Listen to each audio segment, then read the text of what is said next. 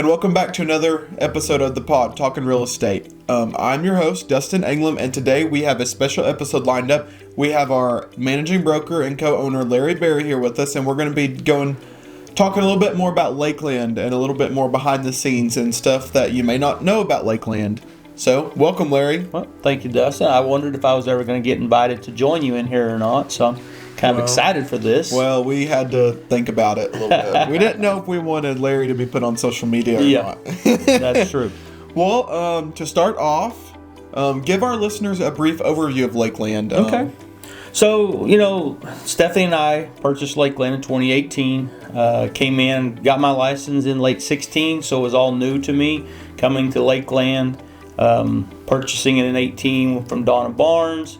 There were about 5 agents here at that time, and as you know, now we've grown to 16, 17 agents and constantly adding more to the team. So it's kind of been a whirlwind the last few years. Wasn't what I expected. Been super blessed. Our clientele has been great. I feel like the agents we have are super agents and appreciate them. Gotcha. So what do you believe sets Lakeland apart from other firms? Well, I feel like we have a lot of agents that can kind of conform to every potential client that we may encounter. And what I mean by that is we have personalities, as you know, that range from crazy to introvert. And so when people come into Lakeland, we are obviously trying to make sure that we can give them the best service possible. That's our goal at the end of the day. Let them walk in the door. We explain to them, this is the services we provide to you, and this is the effort we're going to give you. That's awesome. So can you tell us a little bit more about your role in Lakeland? Well, as the managing broker, I oversee the day-to-day duties. Obviously, I'm always available either by phone, text, a meeting with the agents. They may bounce ideas off of me. They may run into a problem that they're having with someone, maybe a client, maybe something's came up in a deal that they need some help and some guidance. So that's kind of my role, is to fit that bill of being the helper, if you will, and helping them to get that to the closing table for their buyers and or sellers. So, and then also my job is to continue to make sure that we are growing in the market, that we are paying attention to where trends are leading. Are we staying focused on making sure that when people do walk in and call us, we know the interest rates, we know what the housing market's looking like, look what the forecast is doing, whether, being tech savvy, if you will. We've been updating our website, doing more social media pods, as you're very well aware of. Just trying to make sure that we stay in the forefront of that and make sure that we can kind of be a leader in that industry here locally. So, great. So what was your inspiration? What inspired you to get into real estate? Kind of a crazy story. I always worked for what I called corporate America. I worked in the steel industry for many years, a couple of different locations in Claremore, and just decided one day that I had kind of gotten to the end of what I wanted to do in the steel industry, wanted to try something different. Had discussions with the wife and said, look, I think real estate, I want to do that part-time, maybe grow my cattle into cattle herd, and then realized real quick after getting my license that doing real estate part-time wasn't going to work for me. Yeah. It's a full-time job if you want to really dedicate yourself to it and be successful and give your clients what they deserve. Mm-hmm. And so that's in 17. So then in 18 when we purchased this, we hit the ground running.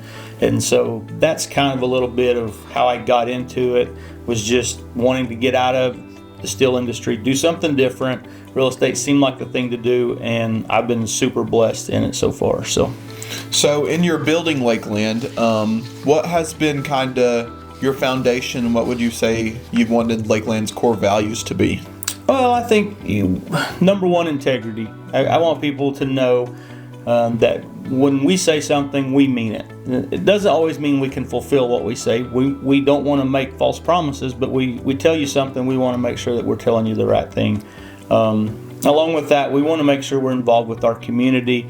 We try to make sure the agents are volunteering, whether it's a chamber of commerce, whether it's a board member of a seat of something. We want that activity from our agents and our manager as well. So we're just trying to strive for excellence in everything that we're doing. It doesn't always, come out the way we want it to, but that's our goal at the end of the day. So, what does Lakeland offer to their real estate agents? So whenever an agent signs with Lakeland, we want to try to give them the tools in their toolbox to be successful. And what I mean by that is every month we have sales meetings, at minimal the first Wednesday. Some months we do 2 or 3 meetings depending on what's happening in the market or in our office that might need to have a meeting for. And we also do what we call walkthrough Wednesdays, where all the agents will show up at the office or whoever's available. All of our new listings, we're going to go through them. Everybody that's there is going to walk through. They fill out a sheet that may give pointers to the listing agent to say, hey, I think you're priced right, you're underpriced, you're overpriced. Here's some things maybe that I would tell my seller if this was my listing. That way, that agent who does have that listing is getting input from other realtors who have experience maybe in that particular type of house that they're listing. And then on top of that, any GTAR training, any MLS training. A bunch of us loaded up recently and went to Edmond, Oklahoma for some training that the office paid for. We just like to try to do those things for the agents and, like I said, give them the tools to be successful. At the end of the day, the more you learn, the more you're going to be equipped to handle any of those issues that may arise. So, Larry, what are some of your goals that you want Lakeland to accomplish, or your plan for the upcoming months and year? Yeah, I feel like the biggest goal is just continuing to provide the exceptional service that I feel like we have up to this point. Not every file is going to run as smooth as you want it to be, but at the end of the day, you just have to continue to give it your utmost respect and time and effort into that file and get it to where it needs to be. Not all of them can be salvaged. The goal is to get better, to communicate better with our clients. There's some changes coming with the NAR settlement. That's going to really be some changes in the industry as a whole, not just locally, but statewide and nationally. The buyers that we deal with now are not used to signing a buyer broker agreement in the beginning. And so we've got to inform our agents and then give them the ability to go in and express to their client, hey, this is what I'm providing for you. Here's a detailed report of these are the services that I'm going to give you, and here's this buyer broker agreement that I'm going to need you to sign. And that's going to be a little hesitant for buyers. It's something they haven't signed in the beginning. You just call up an agent, they meet you at a house, they open the door, they let you in, you look at the house, and and as an agent, you hope to then convert them to a client of yours. And now they're going to have to sign a buyer broker agreement before you unlock the door. So it's going to be interesting. The goal is going to be to get through that as seamless as we can, be as efficient as we can, and make sure that we follow all the new rules coming down the pipe. So So now that we've kind of talked about Lakeland, do you want to go over the market right now? I did print off a couple of things here, kind of a market analysis. You could go big picture. I wanted to stay just in Mace County. That seems to be where we primarily are at.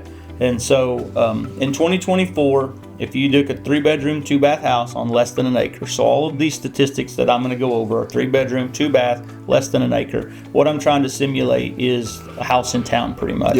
You start adding acreage, well, there's value in land, and your price per square foot and things start to fluctuate a lot. So in 2024, which is current, and this is talking June, all of these are going to be in June. So June of 2024, the median size house that sold, there were 10 houses in Mace County that closed last month. 1,586 square feet. The price per square foot listed was $130 for those 10 houses. The actual price per square foot that sold was $127, so pretty close to what they were asking. The sales price listed at $198. Actually, the median sales price closed at $193, so about 98%. And I think that's something that you, as an agent, need to inform a buyer is looking at these type of reports. You're talking that the list price compared to what they sold at was 98%. There's not a lot of wiggle room. Sellers aren't coming off $15,000, $20,000, $25,000 on these houses right now. They don't have to. So the list price is a pretty good. It tells me the agents in our market in Mace County are setting houses in where they need to because they're selling for about what they list. The average days on market were about 33, or the median days. So last June of 23, we were at 1,642 square feet. You had $133 a square foot. for your list and you sold at $130. So our price per square foot selling was about $3 off. What really was surprising to me was the median price sold was $208,750. The list price was $208,750. So at 99.3% over the course of the 14 houses that sold last year in June, they pretty much got what they asked for it. So we're seeing a little bit of a downtick in, they are coming off prices a little bit when they're listed, but not a lot. And average days on market, or not average, but the median days in June of 2023 were only 11 days on the market. Here's the one that really gets kind of interesting. So I went pre-COVID, 2019. So June of 2019 in Mays County, there were 8 houses that sold. What do you think the price per square foot was of their sold of those? So we're in 130s now, right? 118. $92 a square foot. So median square footage on average, or median of those 8 houses, was 1,400 square feet. The list price was $134,000 and the sell price was $130,000, and they were on market for about 17 days. So basically, June of 2019, $130,000 to June of 2024, $193,000 for the same 3-bedroom, 2-bath on less than an acre. That's the amount of increase that we've seen in the last 5 years. So it's crazy, the market that's happening around here. And we lived through that. Yeah. So some of us, during the COVID, and it got hectic and crazy through there. And I feel like interest rates are probably setting in around 7% currently. The forecast that I'm hearing a little bit seems to be that maybe they're going to see a downtick next year, probably stay pretty firm where they're at the rest of this year. On a personal level, my daughter just went under contract on a house. People ask me all the time, is it a good time to buy? Well, if my daughter is buying and I'm giving her the advice to buy, obviously I'm going to tell my buyers now's a great time to buy. If interest rates come down, you can refinance. What's going to happen is, if interest rates do come down and they do get into the 4s and 5s again, you're going to see a price increase as well. So your sales price are going to go up, and you're going to end up having to pay more for that same house that maybe you could buy now and maybe refinance in a few months. Yeah. So. All right. Well, any last thoughts before we get off of here? I guess my advice is, work with realtors, call a firm, interview realtors. I tell all the people that call me, I'm like, look, you should interview realtors. There's different personalities. Find a realtor that their personality meshes with yours, that has the time dedicated that you want. Some people like a lot of hands-on. Some clients don't want a lot of hands-on. They want more of a just text me this or text me that. Some people want to meet you. They want you to, constantly be calling and texting and emailing them. So, I think clients need to just go out there, interview realtors, hire a realtor to give you exactly the service that you're looking for. And if they're not, then have a conversation with them and give them a chance. Sometimes as realtors, we're just trying to fill out what they're looking for and wanting from us. Do you want a lot of hands-on, or you not? Communicate that back to your agent, and your agent will probably more than likely conform to what you're wanting them to do for you. So yeah, for sure. Well, thank you all for listening. If you got any questions, or if you want to learn some more about Lakeland Real Estate, just give us a call or hit up our website. And until next time, thank you.